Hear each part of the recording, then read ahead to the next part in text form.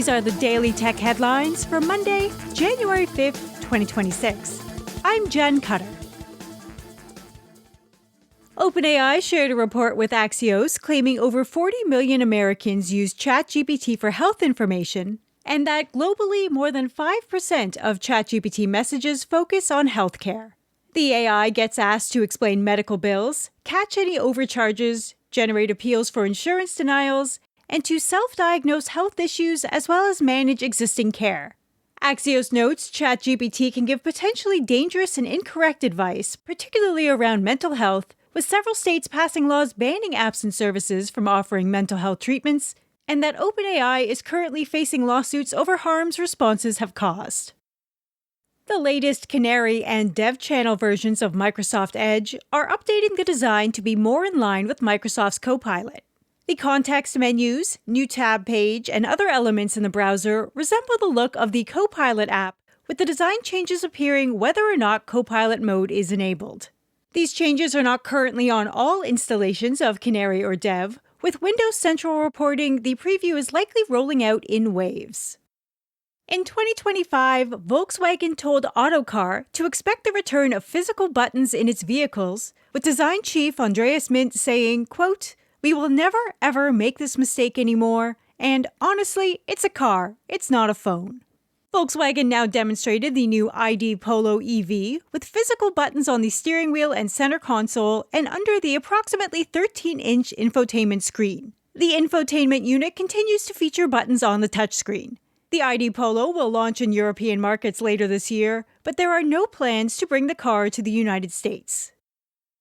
At CES 2026, Switchbot presented the Onera H1, an AI household robot with multiple cameras in the head, arms, hands, and midsection, and is capable of learning tasks. The articulated arms and hands have 22 degrees of freedom, can grasp, push, open, and organize, and the Onera H1 has wheels for mobility. A demo included filling a coffee machine, washing windows, and loading the washing machine. There's no price yet, but Onera says pre-orders will open soon.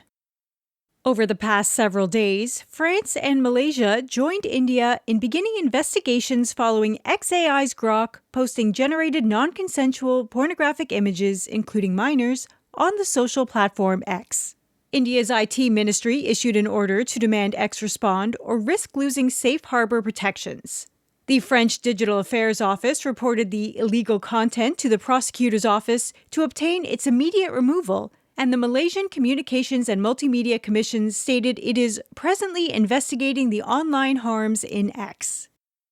According to a press release from Samsung at CES, the latest update to the Family Hub Smart Fridge line adds the ability to open and close the door through voice commands, open the door, and shut the fridge door. The door can also be opened by a tap on the door with the back or palm of a hand. Either way, the doors will open 90 degrees. The update also includes Google Gemini integration with AI Vision to recognize what is going in and out of the fridge, aiming to aid meal planning and reduce food waste. Xreal announced the Xreal S1 glasses and Neo Dock. Unlike the Pro version, the S1 glasses don't have the flatter lenses to reduce glare, but features a wider field of view at 52 versus 50 degrees and 1200p images versus 1080p. Brightness is also improved from 600 nits to 700. The S1 glasses are less expensive at $449 versus $499 and are available now.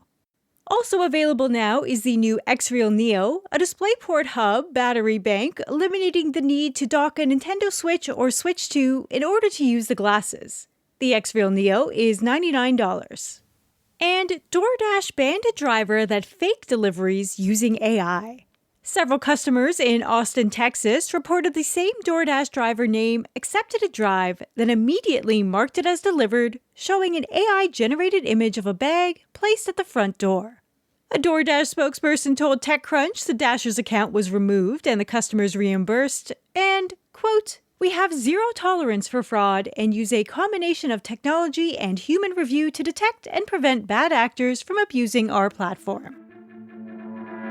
For more discussion on the tech news of the day, subscribe to the Daily Tech News Show at dailytechnewsshow.com, where you can also find the show notes and links to every headline.